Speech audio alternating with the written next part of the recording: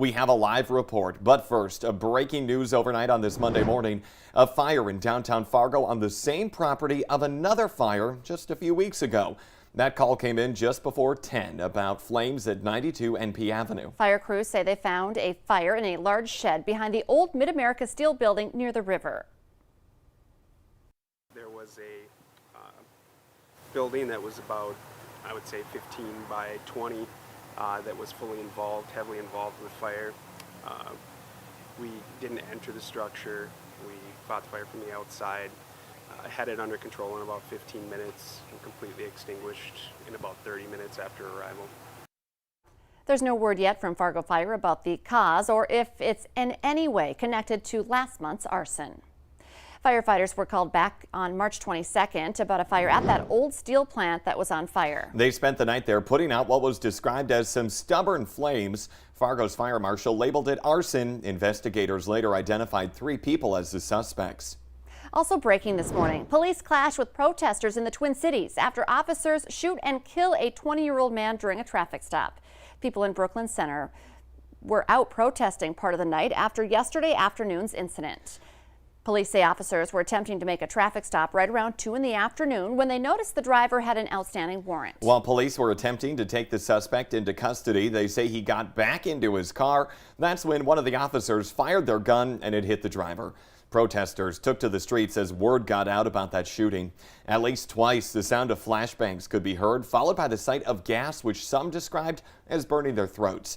The Minnesota Bureau of Criminal Apprehension is now investigating the shooting. After police left the scene of that shooting on Sunday evening, people gathered outside of the Brooklyn Center Police headquarters where the situation became hostile. Crews on scene report that multiple rounds of tear gas were fired by law enforcement in an effort to disperse that crowd. One of the Virginia police officers who conducted a controversial traffic stop involving a black Army officer has now been fired. The encounter, which took place in the town of Windsor last December, was captured on body cam video, and it appears to show officers draw their guns and then threaten Second Lieutenant Karen Nazario. Now, in that body cam video provided by Nazario's attorney, you can see that he is also pepper sprayed. Nazario has filed a lawsuit against both officers and is asking for at least $1 million in damages. The city manager says an internal investigation conducted immediately after the incident found that the officers did not follow departmental policy. Disciplinary action was taken and additional department-wide training was ordered. One of the officers was fired. It is now 6:53 on your Monday morning, also a first alert weather day. We want to get a check of that forecast to see all of the stuff Mother Nature's throwing at us. Good morning, Lisa. Good morning. We are getting a good dose of winter returning here today and tomorrow for our first alert weather days with a cold weather system making its way in. We're seeing some of that already this morning as we take a look at our timeline here. So for today, this morning, we're starting with a rain-snow mix. Some of us getting rain, some of us starting to see some flakes. Then it does transition to snow. We'll see some melting to start because the ground is very warm. A lot of us have temperatures above freezing, so a lot of wet roads out there this morning with some foggy conditions. Tonight, this afternoon and tonight, we'll start to see those temperatures drop below freezing, and that's when the snow is more likely to stick. First on those grassy surfaces and potentially on some of those roads, especially bridge decks, those road segments that tend to freeze over sooner. We could see several inches up north, maybe an inch or 2 in the south heading into Tuesday as that snow is ongoing. So a messy, slick morning tomorrow, and then eventually the snow will end on Tuesday, probably Tuesday night. So this is going to be a prolonged event, and it does start this morning. You can see on our radar map here, we've got 2 areas of larger precipitation, one around Jamestown and points south and west, and then another one up into the northeast around Lake of the Woods, Red Lake, Bemidji, and then in between there are those spotty areas of showers, one working its way along I-94, Highway 75, and points south. And eventually that precipitation up in the northeast will start to dip southward, and that's part of the larger part of this system. That's what's going to swing through, and we're going to watch that make that transition to snow. Your morning commute, again, there's areas of fog and precipitation reducing your visibility. Valley City, Langdon, Grand Forks, and back over into Roseau as well. Temperatures mainly above freezing right now. Langdon's at 32. You're going to want to keep a close eye on those temperatures throughout the day. You can check that on our Valley News Live weather app, and of course the radar too. and we'll be keeping you updated right here. Bus stop planner. Now, it may be quiet where you are this morning, but heading home from school, likely the kids are going to run into some raindrops, some snow, or a combination of the two. And temperatures not that mild out there as well. We'll still be above freezing in places like Fargo, but in other spots, we'll see some of those areas already starting to dip below freezing in the northeastern part of North Dakota. So easy does it for your morning and evening commutes and into Tuesday as well. But temperatures this week, they rise well above freezing. So we're going to melt this pretty quickly, but it's going to be kind of a mess while we're dealing with it. Mess. Ugh. Yeah, I was going to say the same thing. We have a lot to deal with. Lisa, thank you for tracking that for us all this morning. And as we are preparing for this mid-April snow and rain mix right now, soon enough, the winter weather hopefully will stop. And then we will move into summer, which means tornado and thunderstorm season as that weather arrives. So this is really the perfect time to review safety plans with your family. The Valley Today's Brian Sherrod joins us live this morning with the details. Good morning, Brian. And good morning, Jordan and Lisa. When you said the summer, I literally thought you were going to be like beautiful sunshine, but instead you said tornadoes. And that's just one of the things we have to focus on when it comes to severe weather, especially flooding. Right now I'm at the Red River. You can actually see on the side that the water is moving pretty quickly. So again, just something you want to be cautious of when it comes to severe weather, because that could rise.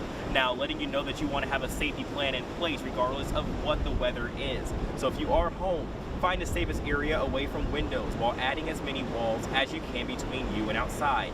If you're driving, go to the nearest shelter or structure away from all debris. Your car is never a safe place to be with severe weather.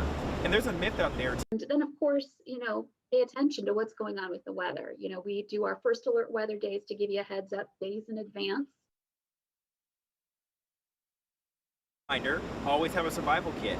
Water, food, medicine, change of clothes, documentations, full tank of gas, and fully charged cell phone.